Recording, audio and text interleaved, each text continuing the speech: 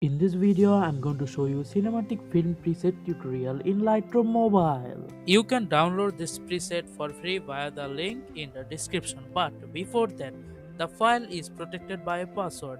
If you want to know what the password is, you have to watch the full video. The password is given in the video. Okay, let's start the tutorial.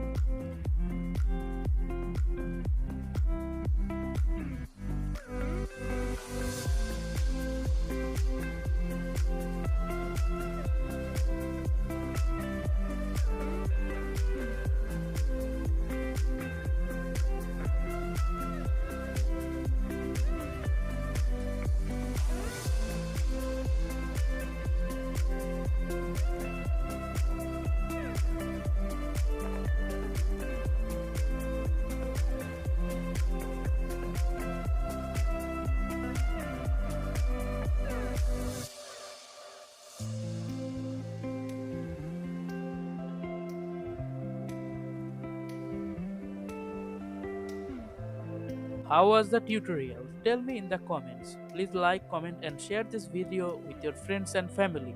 Also, please subscribe and don't forget to click the bell icon for more videos.